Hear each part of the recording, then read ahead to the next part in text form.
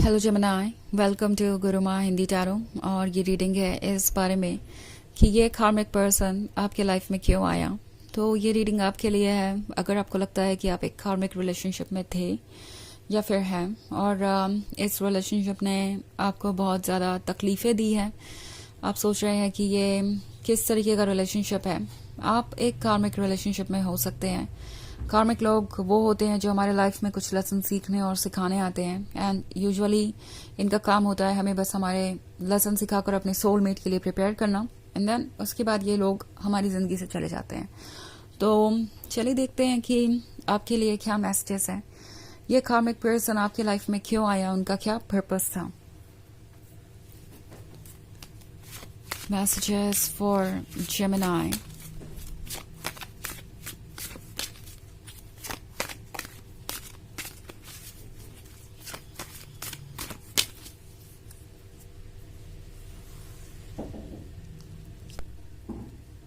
Queen of Grails, Queen of Knives, Nine of Scepters, the Hierophant, the Emperor.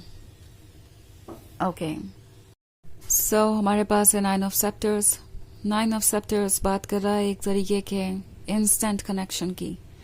ऐसा connection जो कि आप दोनों के बीच बन गया उसी वक्त जब आप पहली बार एक दूसरे से मिले। बहुत ज़्यादा अट्रैक्शन था, बहुत स्ट्रॉन्ग पुल था और ये पर्सन उन चीज़ों को इग्नोर नहीं कर पाया। ये आपके क्लोज आना चाहते थे और आपके क्लोज आने पर उन्हें रियलाइज हुआ कि आप भी उतने ही वाइज है, उतने ही स्ट्रॉन्ग है जितने कि वो। ये पर्सन एक्चुअली आपको पहचान गया है। द एम्परर है ये खुद और क्वीन ऑफ ग्रेल्स है आप। उन्हें दिखाई दे रहा है कि आप दोनों की पर्सनालिटी कितनी डिफरेंट है। द एम्परर बहुत डोमिनेटिंग हो सकता है, बहुत कंट्रोलिंग हो सकता है, बहुत ज़्यादा जजमेंटल हो सकता है और अक्सर जो उनकी बात ना सुने वो उनके लिए इम्पोर्टेंस नहीं रखता।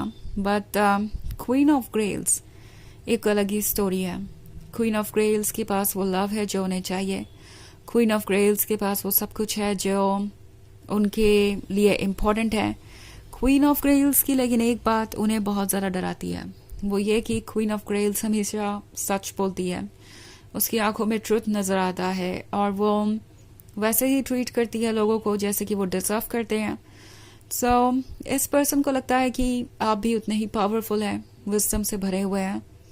आपके थॉट्स को वो ज़्यादा इग्नोर नहीं कर सकते, आपको कंट्रोल नहीं किया जा सकता। यानी उन्हें अपनी नेगेटिव एम्परर वाली एनर्जी से बाहर आना पड़ेगा। एम्परर की भी दो साइड्स हैं, एक तो उनका पॉजिटिव साइड, लाइट साइड, जहाँ पे वो बहुत अच्छे लीडर साबित होते हैं, डिसीजन लेने में बहुत ज़्यादा माहिर हैं। दूसरी तरफ ये डार्क साइड जहाँ पे वो लोगों को इसी एनर्जी से कंट्रोल करने की कोशिश करते हैं, मैनिपुलेट करने की कोशिश करते हैं। सो आप जिससे भी डील कर रहे हैं, ये पर्सन बहुत स्ट्रांग हो सकता है, चार्मिंग हो सकता है, विजडम से भरा हुआ हो सकता है। बट द थिंग इज कि ये इस रिलेशनशिप को उस तरीके से नहीं इमेजिन करते जिस तरीके से आपको चाहिए एक बैलेंस, आपको चाहिए एक ऐसा लवर जो आपको सुनता हो और जिसे आप भी समझे। बट ये पर्सन ये चाहता है कि वो एक ऐसे रिलेशनशिप में हो जहां उनका लवर बस उनके हर सजेशन पे यस करता जाए, उनके अकॉर्डिंग आगे बढ़ता जाए। आपका अपना विजडम रखना, आपके अपने प्रिंसिपल्स और मोरल्स होना इस पर्सन को काफ़ी परेशान कर रहे हैं। उन्हें समझ नहीं आ रहा कि इन सब की जगह कहाँ है इस रिलेशनशिप में। उन्हें लगता है कि उन्हें सब कुछ पता है। सो आपके ओपिनियंस इतने मैटर नहीं करने चाहिए, ना उनके लिए ना आपके लिए। ये बात इस पर्सन को परेशान कर रही है। मे बी आपने कुछ कॉम्प्रोमाइज़ किए शुरुआत में, तो इन्हें लगने लगा कि आप अपनी सोच पर, अपने आइडियाज़ पर, अपने विजडम पर गिव अप कर देंगे। बट ऐसा नहीं होगा। ये बात तो उन्हें क्लियरली समझ में आ रही है। उन्हें दिखाई दे रहा है कि आप कितने फियर्स हैं और आप क्या चाहते हैं अपने लिए। नाइन ऑफ सेप्टर्स का कार्ड आपसे कह रहा है कि चाहे कुछ भी हो, कोई रिलेशनशिप आपके लिए कितना भी इम्पोर्टेंस रखे, कोई आपको कितना भी प्यारा क्यों ना हो, अगर वहां पे कुछ ऐसी चीजें हैं जो टॉक्सिक है या जो एक्सेप्टेबल नहीं है, तो आपको उन्हें इग्नोर नहीं करना चाहिए। द हायरोफेंट यहाँ पे इसीलिए है, आपकी सोल आपको गाइड करना चाहती है। आपकी सोल आपसे पूछ रही है कि क्या आप एक ऐसे रिलेशनशिप में रह सकते हैं जिसमें शायद आपको अपनी पूरी की पूरी फ्रीडम ही कॉम्प्रोमाइज करनी पड़ जाए। आपको आपका स्पेस ना मिले, आपकी मर्जी खत्म हो जाए, या आप एक ऐसे पर्सन बन जाए जो सिर्फ दूसरों की खुशियों का ख्याल रखने की वजह से कॉम्प्रोमाइजेस करते जा रहे हैं और उसके बाद भी आपको अप्रिशिएशन ना मिले। क्या ऐसी सिचुएशन में आप खुद को स्टक चाहेंगे? ये सवाल है आपके हायर सेल्फ का, और इसीलिए वो आपको ये स्ट्रेंथ दे रहा है और आपको डिसीजन लेने में हेल्प मिले। इसके लिए यूनिवर्स आपके सामने बहुत सारी चीजें लेके आएगा। ओके, इस पर्सन का ट्रू बिहेवियर, इनके आइडियाज, इनकी सोच, और वो सब कुछ जो आपके लिए जानना जरूरी है आगे बढ़ने से पहले। तो बहुत कुछ आपके सामने आ चुका है और भी बहुत कुछ आएगा। सो केयरफुल रहिए और चीजों को वैसे चुनिए जैसे कि आप चाहते हैं। ओके, मे बी ये वो पर्सन है जो वैसे तो बहुत रोमांटिक है, बट जब भी बात आती है अपने लवर के डिसीजंस को रिस्पेक्ट करने की, उन्हें उनका स्पेस देने की, तो ये बहुत ही कंट्रोलिंग और डोमिनेटिंग हो जाते हैं। और ये चीज आपको आगे चल के परेशान कर सकती है।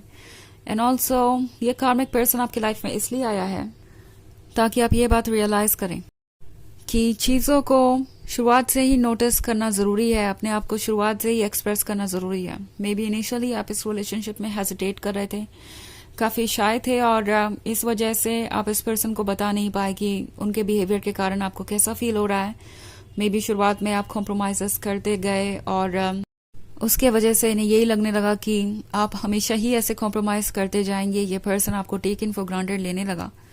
तो यहाँ एक बहुत बड़ा रीजन है कि आप शायद खुद को थोड़ा टोन डाउन कर रहे थे इस रिलेशनशिप में रहने के लिए।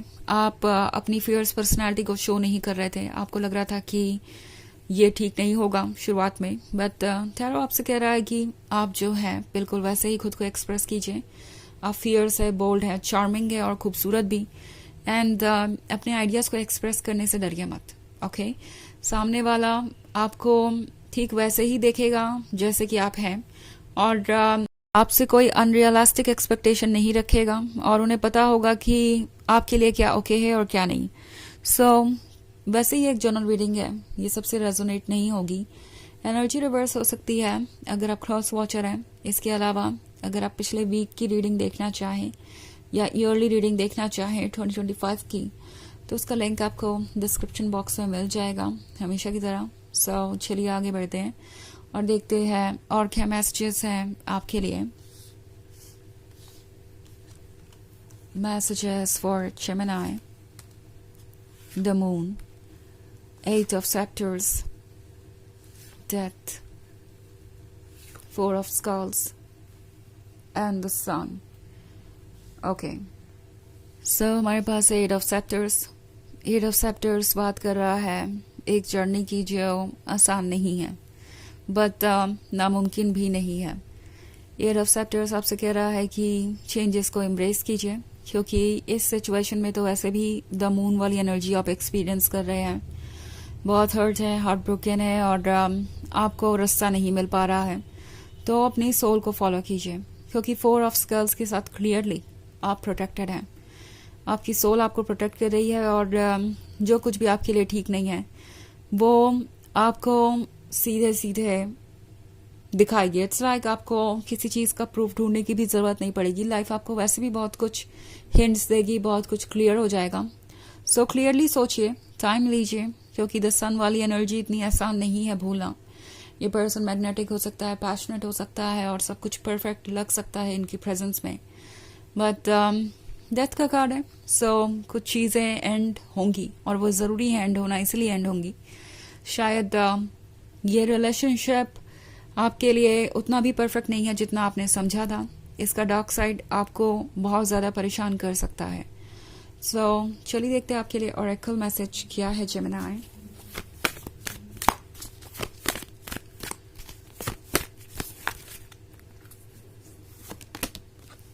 Radha, soul flame, rediscover a lost part of yourself, experience relationship harmony and healing।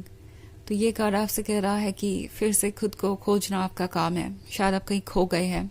Okay, relationship harmony को एक्सपीरियंस कीजिए। आपका खुद से जो रिलेशनशिप है, अपनी सोल से जो रिलेशनशिप है, उस पर फोकस करने का वक्त आ गया है, ना कि आपको किसी और चीज को इम्पोर्टेंस देना चाहिए।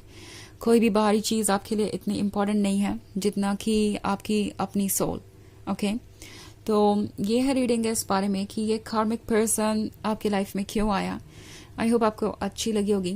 Thanks for watching. Till next video, bye.